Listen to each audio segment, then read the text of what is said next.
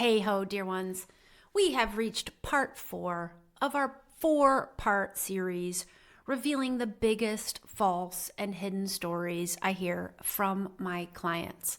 And if you haven't had the chance to catch parts 1 through 3, we're going to leave links in the show notes. I do really recommend you check these out because these are the stories that we tell ourselves, often without realizing it, that come directly from our wounds and social conditioning. They are stories that throw us off and we don't realize that they're throwing us off, and also that play on a loop. So when these limiting stories are playing on a loop, that means that we can heal a wound, but yet this limiting story is playing, so it recreates the same wound that we just have to heal again. And it can make us feel very stuck. So the title of the episodes in this series all reveal the true story. And today's episode is really, truly saving the best for last. I believe it's one of the most important messages I can convey to soul-guided leaders, light workers, and entrepreneurs, and that is to tell you that your healing is exactly where it should be. And before I go any further, let's go ahead and get to unpacking what that means. In today's episode, I reveal the false story behind my healing is exactly where it should be, where this false story comes from, and how to spot when this false story may be playing in your life and even playing on repeat, causing you to heal the same wound over and over again. We'll end on an invitation that will have you making peace with your healing journey so profoundly that you're able to invite in even more healing and experience loads of more peace. So stay with me until the end.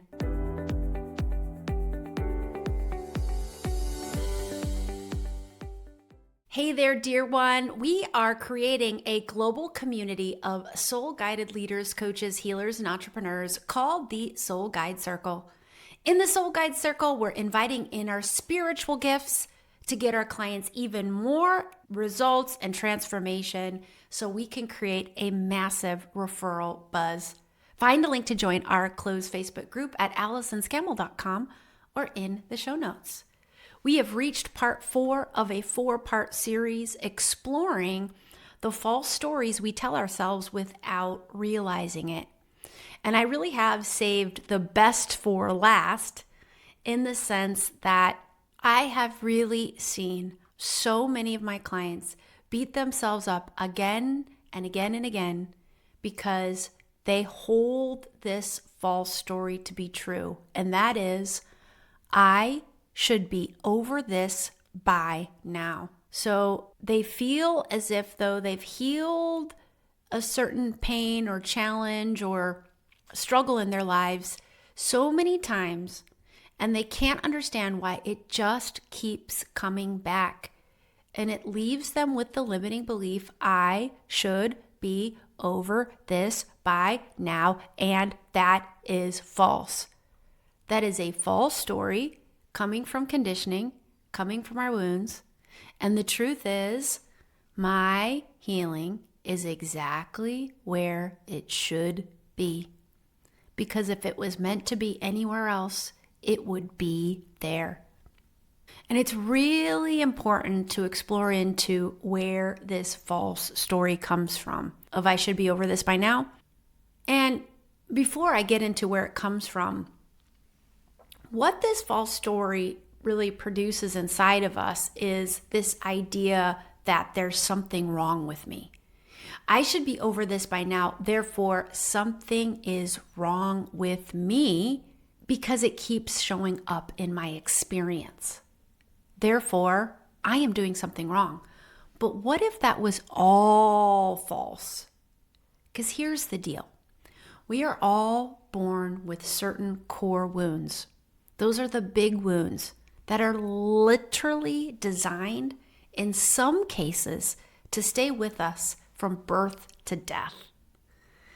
Some of our wounds, and I don't mean to bum anybody out, but some of our wounds actually don't heal 100% in this lifetime, even when we are exactly on track doing all the healing that we're here to do and heal. The reason why is because inside of our wounds are lifetimes and lifetimes of ancestral and past lifetime trauma. They are wounds that have collected over, in some cases, millions of experiences from your ancestry and from your own soul DNA, your own past lifetime experience. So, of course, if it took us, let's just say, 1,000,000 lifetimes to create the wound, of course, we aren't going to be able to heal the wound in just one lifetime. However, we can heal our trauma faster than we can create it. So if we pick up a trauma over 10 lifetimes, we can heal that trauma in 5 or 3 or even 1. So we can heal an overwhelming majority of our trauma in this lifetime. But what's the most important way to look at it is I'm healing all the trauma that I have agreed to on a soul level in my soul contracts. So what is a soul contract?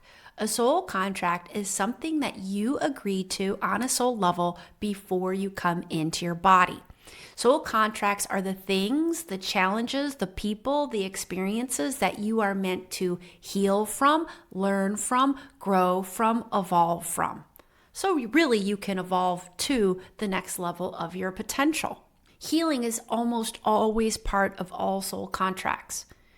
So you should never think about how can I heal all the wounding inside of me, because you may or may not be able to do that in this lifetime, no matter how on track you are with your own healing. The question should be, how can I fulfill all my soul contracts for this lifetime? That is what we want to be focused on. That is what we're all here to do, because on a soul level, we would never give ourselves more soul contracts than what we could realistically fulfill in a lifetime. Imagine your soul already did all the work and the research about what you need to do, be, heal, experience in this lifetime to be in alignment to your soul mission and to grow to the next level of your potential for your next lifetime. So thinking about how can I fulfill my soul contracts for this lifetime? Thinking about core wounds, they're going to show up more than once. They're going to show up sometimes what we'll feel on repeat. Now that's not to say like, oh, okay, I have this challenge, so I'm just stuck with it and there's nothing I can do. Absolutely not. This process about making peace with the fact that my healing is exactly where it should be is empowering. It enables you to step into your power and hold on to my healing is here for a reason. And it actually serves me. It enables me to grow. It enables me to heal. And it enables me to learn so I can do it better next time from a more empowered place. And when we make peace with this healing journey, we heal so much more powerfully because we're not beating ourselves up. We aren't telling ourselves the false story, I should be over this by now, because that's exactly not true. We actually shouldn't be. I am where I am on my path. I've done my work. I'm working on fulfilling my soul contracts for this lifetime. Every time I heal, I extract the lessons. I gather the learning. So when I go out there tomorrow to do it all again, I'm approaching everything from a higher place of healing and a higher place of awareness and know-how, because I've been there before. I've been on that path. But even if this struggle I have in my life is coming back, because I've done the healing, because I've extracted the lessons, every time it comes back, it's going to come back a little bit softer. it's going to hurt a little bit less. And I'm going to be a little bit more empowered to move through it again because I've been there, I've done that. And one way to notice if this false story is playing inside you is to notice if there's any reoccurring struggle or challenge that you're frustrated by and you believe on some level you should be over that by now. You've done the healing, you've done the work, and this struggle should not indeed be coming back. Certainly, there could be an opportunity there to ask, is there any part of my healing that I'm resisting or I'm not looking at? Or are there any lessons that are here for me that I'm not seeing? So it's always a beautiful opportunity to pause and ask, is there any healing that wants to happen? Are there any lessons that want to be learned? But usually this feeling of I should be over this by now is because we don't really honor and realize how long the healing journey really takes and just how long our soul experience has been at it. Just how long our soul has been around collecting all of these wounds. And just how many wounds that we inherited when we went into our physical body and we inherited all that ancestral trauma. So we have so many blocks and wounds inside of us, but this is not to bum you out because listen, our core wounds inform our soul mission. So the core wounds that we're here to heal from in this lifetime always points us to the work we're meant to do in the world, how we're here to serve others. So it starts with asking the question, what is a struggle or a wound or a limiting thought or a challenge in my life that I feel I should be over this by now? And for me, I think, although my gosh, do I feel like I've done so much work on this thought that there's almost no pain that shows up. So that means I'm in a really good alignment with this thought and I have done all the healing. And guess what? My healing is exactly where it should be. And that is, I need to overwork to succeed. I need to burn myself out, or I will burn myself out. I've burned myself out so many times and I've really learned the lessons. And there's so many layered lessons in there.